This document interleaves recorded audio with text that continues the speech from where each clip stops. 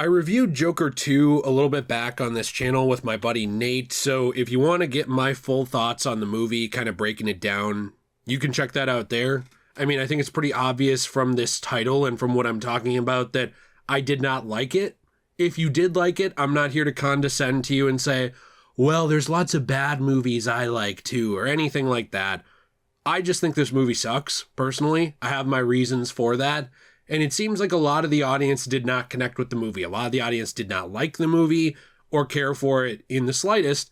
And what I find very interesting about that is, whether you did or did not, it appears that a lot of people who worked on the movie didn't connect with it, didn't like it, and thought that it sucked even while working on it.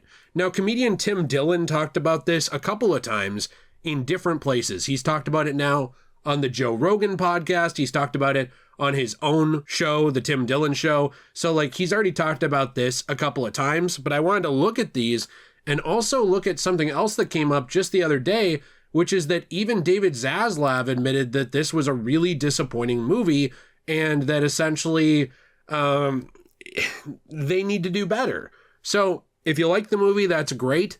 I do have a question of the day for you, which is, what are your general thoughts on Joker 2? Just you in general. Do you like this movie? Do you not? Why or why not? I could go on for another 30 minutes about it, but I'd rather get into the story and the meat and potatoes of this itself. So I'll leave that one to you. So previously, Tim Dillon had talked about this on the Tim Dillon Show, and if you don't know what role he plays in the movie, I wouldn't blame you. It's not a super important role. No offense to him. Not that he'll ever see this. He was just an Arkham guard. He was the Arkham guard who has Arthur sign his book. That's it. But he did spend time on this set. It might seem like, oh, he probably didn't do that much. No, he spent a month on this set. He said it was basically a month of his life dedicated to this movie.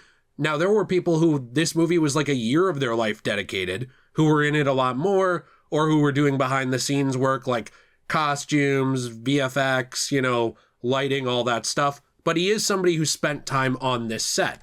And he called this pretty much one of the worst movies ever made. But on the Tim Dillon Show, he said this, and this was just one thing he said. I'll tell you this, the business I'm in is fake. It's not real. 300 million in this horse shit is on the screen. It's a month of my life. Do you know that when my agents called me to put me in this thing, they told me it was going to be a big deal for me? Oh, it's going to be a big deal. It's going to open up doors for you. It's going to open up doors. The only door it opened up is the door to the Laguna Beach movie theater where everybody walked the F out. That's the door it opened up. And people, I was hiding. A few people, I don't get recognized all the time, but every now and then somebody will recognize me. I was hiding like Diddy in that theater trying to get out. Somebody went, hey, Tim Dillon, you were in that. You were good. And I went, it was terrible. And they went, yeah, it was terrible. And I just ran to my car. And he keeps going on about this. And I think it's really funny to hear his behind the scenes talking about working on this. But I thought when this came out, because this was a bit ago on the Tim Dillon Show, I thought, okay, well, he just hated it. He hated it. This was a month ago, I think in October, early October, mid-October. And I thought, well, he hated it. Who didn't hate it? I mean, get in line, right? But he just had the misfortune of being in it and hating it. But then he actually went on the Joe Rogan Show recently and talked even more about it, calling it the worst film ever made, and even going on to talk about some of the stuff that was said on set by other people. So this was not just him who didn't like the movie. It appears that people behind the scenes, behind the cameras, in front of the cameras, on the crew and cast, they knew, a lot of them going in, that this was just not going to be good. It was not going to be up to snuff with the original film. So when talking about this to Joe Rogan, he actually said some things that I thought were possible when I reviewed this movie and when I talked to Nate about it, which is that it seems like the movie's narrative was almost an about face that was motivated by real world politics, by real world issues, and by a real world response to the first movie. When I said that, there were a lot of people saying, oh, they don't write movies like that. They don't do that. They don't take that into account. They care the most about money. But it's I get what you're saying, but when you leave most of it up to, which apparently it was, mostly left up to the director and a couple of cast members, obviously Joaquin Phoenix and Lady Gaga were allegedly like rewriting parts of the film in their trailer on napkins, with the director. When you have this kind of thing going on where it's like Todd Phillips, Joaquin Phoenix, and Lady Gaga messing with the script while it's being made, it really does seem like it reflects that real world. It does really seem like it reflects essentially changes they wanted to make flying by the seat of their pants. And Tim Dillon actually reflected some of that, saying, it's the worst film ever made. I think what happened after the first Joker, there was a lot of talk like, oh, this was loved by incels. This was loved by the wrong kinds of people. This sent the wrong kind of message. Male rage, nihilism, all these think pieces. And then I think, what if we went the other way?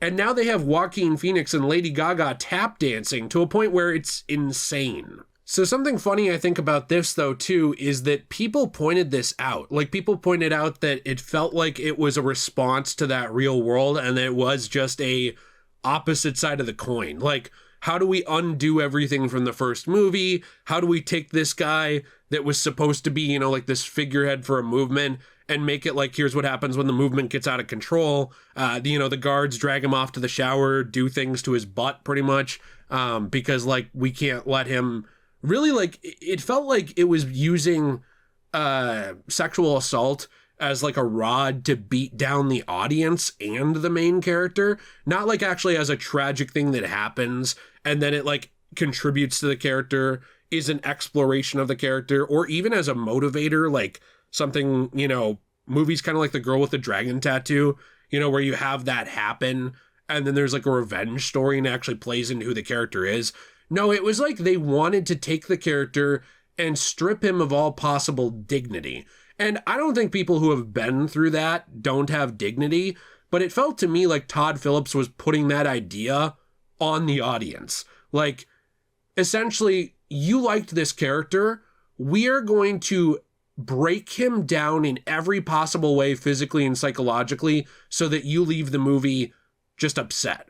That's what it felt like it was to me. And Dillon kind of backed that point up, saying, all that stuff about the movie probably changing, but also saying things like it has no plot. We would sit there, me and these other guys were all dressed in these security outfits because we're working at the Arkham Asylum, and I would turn to them and we'd hear this crap and I'd go, what the F is this? And they'd go, this is gonna bomb, man. I go, this is the worst thing I have ever seen. We were talking about it at lunch and we'd go, what is the plot here? Is there a plot? I don't know. I think he falls in love with her in the prison. It's not even hate watchable. That's how terrible it is. One thing I think is funny about this too is that you even have legendary directors like Quentin Tarantino and of course, artists like Hideo Kojima chiming in and kind of offering an alternative look at it. Like, it seemed like Hideo Kojima didn't hate it. He thought that fan opinion on this could change over time, which I agree. Like, a lot of times when a movie comes out and it's hated, opinions do change over time. But something I thought was interesting about this that Quentin Tarantino said as kind of a final thought here, a final look, is something that is not a ringing endorsement, but it's like very clear that he was looking at it from like the angle of chaos, saying the Joker directed the movie. The entire concept, even him spending the studio's money, he's spending it like the Joker would spend it, all right? And then his big surprise gift, haha, the Jack in the Box when he offers you his hand for a handshake and you get a buzzer with 10,000 volts shooting you, is the comic book geeks. He's saying F you to all of them. He's saying F you to the movie audience, F you to Hollywood, F you to anybody. By the way, I do say fuck, but like if I say it too much, my video gets demonetized, so I'm not Mickey Mouse, I get it, but moving on. He basically also says F you to anybody who owns stock at DC and Warner Brothers, and Todd Phillips is the Joker. That's basically what he said. Like, he was kind of looking at it like it's a big practical joke. And I get that there are people who like this movie, but I think it's funny when the biggest defense of the movie is that it was a meta-narrative piece, that it was supposed to be bad. Like, it was a meta-narrative piece, that it was supposed to be what Joker would write, or how Joker would screw the studio over. It's like, it's still bad, It reminds me of like modern art. It reminds me of taping a banana to the wall, or like me taking a dump and throwing feces at like a white wall. Like, I can do that, and I can say, oh yeah, it's an artistic piece representing war. Like, you have this pure wall, it's pure white, it's this pure, beautiful thing. And then someone comes along and they butcher it by throwing feces at it, just like how war ruins our society. And it's like, yeah, but it's still just shit on a wall. Jill thought that was funny, I guess. I'm glad I got one fan. I'm your biggest fan. At the end of the day, that's how I feel about Joker. Like, there might be a meta narrative, there might be like a god tier 4D chess move at play, but it's still just shit on a wall. That's what it is to me. And it's interesting to see that so many people who worked on the movie apparently also felt that way. They felt that it had no direction, no plot, that it was aimless, it was going nowhere, and that at the end of the day, it was just a movie that was created because of the $1 billion check of the original, and that Todd Phillips was going to get paid either way, whether this was good or bad. So he basically did a big middle finger to all the people who connected with the character in the first one. It's interesting to me to see that, and then to finally see that essentially David Zaslav, which I would argue kind of was put in an awkward position here, not that I really feel bad for him. He probably cries into $1,000 bills or briefcases filled with money. When he was talking to people about this, he said that inconsistency also remains an issue at our motion picture studio, as reinforced recently by the disappointing results of Joker 2. So you even have him on this investor call saying that it sucked. It didn't do well. It wasn't good. And I find that kind of funny. But what sucks to me about all of this, and it's something that I pointed out when it comes down to it with the Return to Batman games, is my concern is that they're not learning the right lessons. I worry that when they're mandating a return to Batman video games or mandating a return to stability, that they're doing it not because they understand that these products are bad, but just because they think they underperformed. Zaslav pretty much said it was disappointing, but he never said, like, this is terrible. He just said it didn't do well. And so what I worry about when I see statements like this about, like, Suicide Squad Kill the Justice League, the game, or the Joker 2 movie, or any of these things, is like, you don't want to just return to a status quo and just push what sells just because it sells.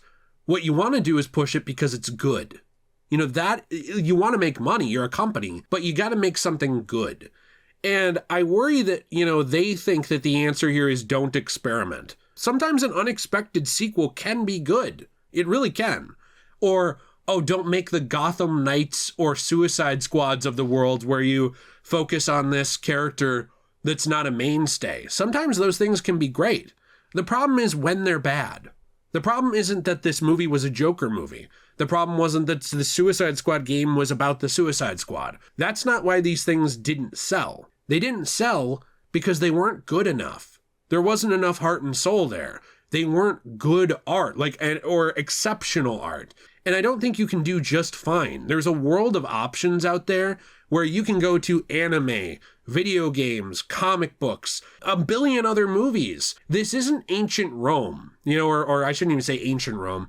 This isn't Rome, though, where it's like people don't have money to leave the city, but the Colosseum tickets are dirt cheap, so they go to watch the Colosseum to forget about their problems. And I think that a lot of these movie companies, and game companies, they try and run things like it's old Rome.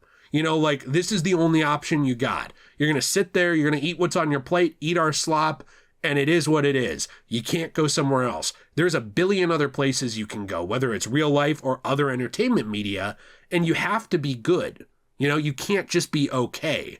And the problem at the end of the day isn't who the character is. The problem is when there's not heart and soul put into it, or even worse, when you're sabotaging your own work, like it seems like, Todd Phillips was doing here, because you want to send a message. You can send a message and make something good. One of my favorite video game series of all time, Metal Gear Solid, does just that. I like pretty much every entry in it, and they're always political. They've always got a message, but they're not bad. And so it's interesting to me to see that, like, that message over quality was still being pushed in Joker, and I think that that's where the pendulum has to swing back. You can have a message, but when it's compromising every little bit of your movie, and even the people behind the scenes are saying it sucks, you've got a real problem on your hands. So if you enjoyed today's video, you want to leave a like, subscribe, let me know what you think in the comments down below. I appreciate that. Over on our Let's Play channel, Degenerate Plays, we're playing through a bunch of games right now as well, and we're starting a DC one very soon. I'm not sure if it'll be today or a different day. We'll see. I would love if you check that out. We have a Fortnite code, which is DJAY123. You can also use that same code on our store, CosmoBunny.shop, where we make coasters, keychains, trays, and more from recycled, repurposed comic books, manga, and magazine paper from books that are unable to be sold. A lot of them end up in landfills. They're damaged in different ways. What we do is we take that, we preserve some of that paper, transform that into new art for your home, and make something new. So we appreciate you. We hope you check that out. Have a fantastic day. And as always, everyone, stay shui.